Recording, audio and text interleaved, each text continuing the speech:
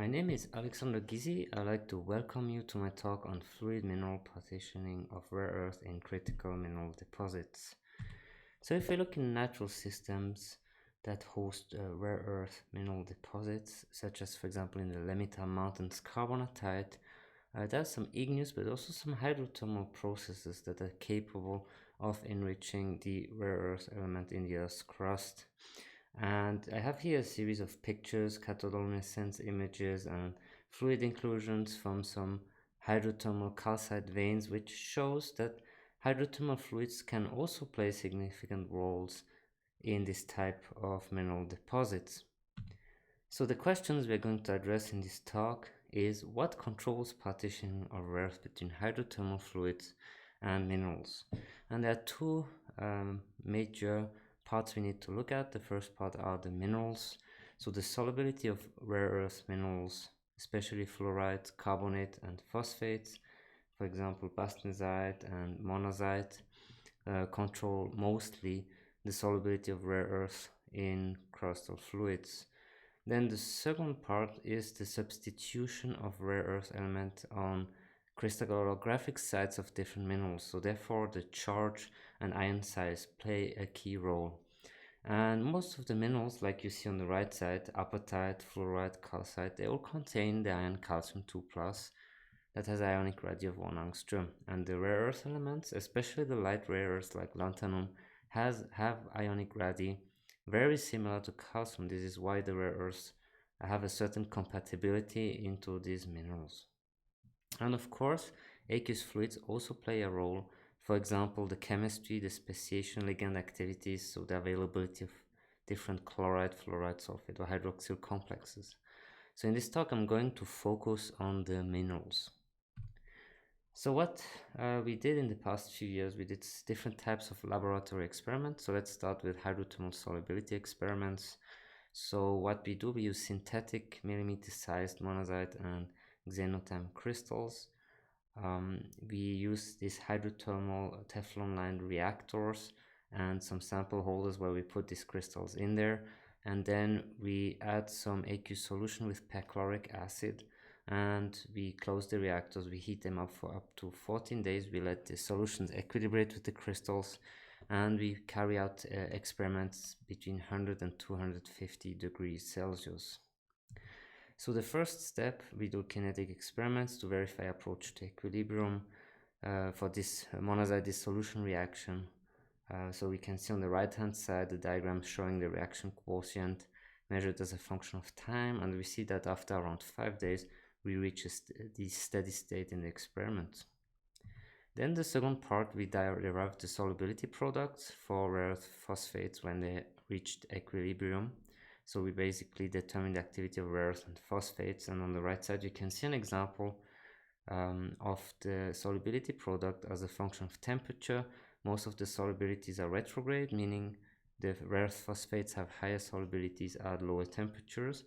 The most tricky part is that at low temperature rhabdophane is stable, but at the higher temperatures between 100 to 50 monazite is stable, so we have less problems measuring their solubilities. So we just completed the entire 15 rare earth phosphate endmember series, and if you're interested, please have a look at a series of 4 papers that we published, and one is under review, and all the data and all the methods are described in this manuscript. Then the third part, what we do is we verify and try to improve the compatibility of different thermodynamic data. So normally what we do, we go in the literature, we take the properties for minerals and aqueous species and combine them and calculate its solubilities, such as, for example, on the right side you can see the calculated solubility for urban phosphate in red. But the experimental data are different, so what we need to do is to try to make this data compatible because they come from different sources. So by measuring experimentally the solubility, we can make some thermodynamic optimization. The first optimization is to adjust either the enthalpy or entropy of the minerals. So you can see that on the top side on the right, and then we can reconcile the fits with our experimental data. So we focus there on correcting the mineral properties. Another method, that's method B on the bottom on the right side, and that would be to optimize the enthalpy of aqueous species that we had stable in the experiments. For example, the rare earth hydroxyl complex, which have properties that are not well known at hydrothermal conditions. So once we have optimized the data based on the solubility experiments and made minerals and aqueous species properties compatible, then we can do some numerical modeling. So here's an example of some simulations of an ideal monazite solid solution in a hydrothermal quartz-muscovite vein, so in a hydrothermal fluid. And what we did is a model where we calculated the rare earth composition of this ideal monazite between 25 and 300 degrees Celsius.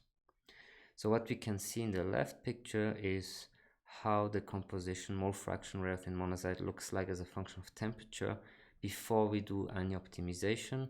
And in the right picture you can see after the optimization, when we use an internally consistent database based on all our solubility measurements. So one thing you have to consider, the rare earth phosphate endmembers have all very similar solubility values, but we can still see that below 150 degrees, partitioning of the different rare earths is favorable because we have an increased solubility of the rare earth phosphates. What we can also see is that the optimized data seems to be more consistent. We also have more cerium in the monazite as expected in natural monazite. And another thing is we also need to consider non-ideal solid solutions in future studies. So this only shows an ideal solid solution and shows the effect of updating the thermodynamic data of all the end members. So the next step would be to go into non-ideal solid solutions. Now I'd like to switch to another type of experiments we've been doing in the past, in very recent years, the fluid mineral partitioning experiments. So there are 3 steps. We study the rare earth in experimental solids and aqueous solutions. Then we derive a rare earth partition coefficient. And then the third part is we try to develop some solid solution model and determine what is the partitioning mechanism. So here I have an experimental setup, and the type of experiments we do is a mixing. So we precipitate rare earth doped calcite by fluid mixing. So we have a mixing line, we inject calcium chloride into the reactor that contains sodium bicarbonate and some rare earths with varying initial rare earth concentration. So we do different types of experiments, and we also have made experiments at different temperatures between 100 and 200 degrees Celsius and equilibrate up to 7 days of reaction. Previously, no experiments have been carried out with rare earth doped calcite above 100 degrees Celsius. So here's an example of how the calcite looks like in SEM image. So we synthesized rhombohedral rare earth doped calcite. We also see that we have an increased rare earth in calcite, and this depends on the initial rare earth concentration of the fluid. Also, as a function of ionic radii, we see that the mole fraction of rare earth and calcite increases when we have the lighter rare earth elements, and this is because they have an ionic radii very similar to calcium 2+ and 6-fold coordination. So if you look at 1 angstrom, for example, cerium and lanthanum, they're very close to that. Then if you look at the aqueous fluids, what we found with a series of kinetic experiments as a function of time, that initially we progressively precipitate calcite, but then very rapidly reach a steady state. So the rare earths precipitate into calcite, and then when they reach that steady state, they level off. There are some competing processes that we know from 25 degrees Celsius experiments, but that's mainly at lower temperature. We have this adsorption on the crystal surfaces, which is a precursor, and then we have incorporation, may have incorporation and recrystallization of these rare earths into the crystal structure of calcite. So I like to emphasize that these experiments above 100 degrees, so here in the example 200 degrees, are tailored to focus mainly on incorporation and recrystallization processes. So we assume that there is no inhomogeneity due to adsorption and having different surface layers forming. So here's an example how we can interpret our data and determine rare earth partition coefficients. So there are different definitions. In our example, we used the mole fraction of rare earth measured in acid digested calcite divided by the molality of rare earth and calcium measured in the aqueous fluid. So we sampled in situ the experiments, and then we determined the partition coefficient. The lattice strain model is based on the price equation and has been further developed by Wood and Blundy, and on the right side you can see how a diagram looks when we plot the partition coefficient as a function of ionic radii of the different rare earth elements. And what we do, we fit our partition coefficients to the lattice strain model. So at the bottom you can see the equation, and there are three things we can figure out with this fits. One is ES, the bulk modulus, so the strain on the crystal. D0, it's the ideal partition coefficient, imagining that in the crystal structure we have no strain and we add the cation in there. And R0 is the ideal ionic radii in the crystal structure without strain. So let's have a look at our experimental results. So these are calcite precipitated at 200 degrees, and the partition coefficient from left to right are experiments with increased initial rare earth concentration. What we figured out that when we fit them to the lattice strain model, the bulk modulus values range between 22 and 63 gigapascal, and they generally coincide with spectroscopic analysis of anisotropic calcite that may have a different bulk modulus in different direction. Then we also noticed that increased initial rare earth composition of the fluid results in increased strain in the calcite, which is shown from left to right by this more narrow parabola. And in general, we have also light rare earth with ionic radii that are closer to calcium. They should better fit the lattice strain model, and we can also see the more rare earth we add in the fluid, the more strain we have in calcite, and the less the heavy rare earth fit this lattice strain models. If you look, for example, at the right hand side picture where the heavy rare earth do not fit that well anymore, the model. Then another type of model to interpret this data is called the dual thermodynamic approach. I'm going to briefly introduce it. So the method is based on the condition that the calculated chemical potential of an element is equal in each phase of the system at equilibrium. So it means if you use a program such as GEM selector based on Gibbs energy minimization, we can calculate the chemical potential of each phase at equilibrium and also of each element that is present in each phase.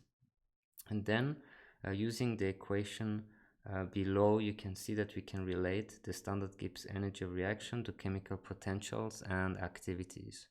So what we have in blue is what we measure in the experiments: mole fraction rare earth in calcite, chemical potential from the fluid speciation calculation and composition, and both unknowns are the standard Gibbs energy of potential endmembers we would have in a solid solution, rare earth and calcite, and also the activity coefficients are unknown unless we have a model. So in that example, we just assume an ideal solid solution model to retrieve some standard Gibbs energies and figure out possible rare earth endmembers. So as a result, what we figured, you can see on the right side the experimental data, and the lines are the fit. So it's molality rare earth in fluids versus mole fraction in the calcite. So we tried different binary endmembers, as you can see on the top, and the dual thermodynamic approach indicates that the best fits are for rare earth hydroxides or rare earth oxyhydroxide endmembers. So we have a coupled substitution of europium and calcium involving either water, OH, or oxygen group. We also can see some deviation from the straight line. We see this little exponential trend, which we interpret that it's due to an ideal interaction, so possibly some activity coefficients not equal to 1 at high concentration, which corroborates with the lattice strain model increased strain with increased initial rare earth concentrations of the experiments. And then finally, so we have this model that we develop, and then we try to do some numerical simulations.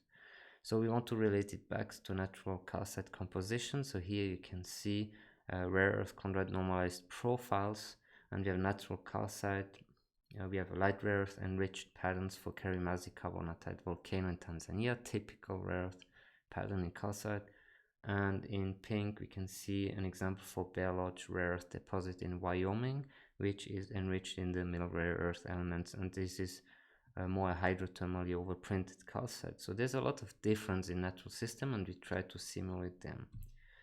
So these were the simulations we did. They are preliminary ideal solid solution models, and we haven't yet incorporated any experimental data because we need more experimental data. And it shows that the rare earth variation with temperature and activity of chlorine in the fluid. So at the bottom you can see in blue, for example, the pattern resulting from a calcite in equilibrium with the fluid and rare earth elements at 100 degrees Celsius. And if I increase to 150 and 400 degrees, we start to enrich it more and more into light rare earth elements. And we can also see that the initial salinity of the fluid will play a role in the simulated rare earth profiles. So the model still needs to be improved, and if we go back to natural systems, for example, Lamita Mountain carbonatite, we would do some laser ablation on natural calcite, and we see there are a lot of variation in these rare earth elements in those minerals. So we want to quantify those variations observed in natural systems, but we need more experimental data to develop accurate thermodynamic models. Calcium and rare earth also are a common substitution in hydrothermal minerals, and in general, numerical modeling can give us the option to gain a process-oriented understanding of trace element signatures in minerals, which is exciting. So thank you very much for listening, and I would like to thank my collaborators, my graduate students, and the funding agency. Thanks for your attention.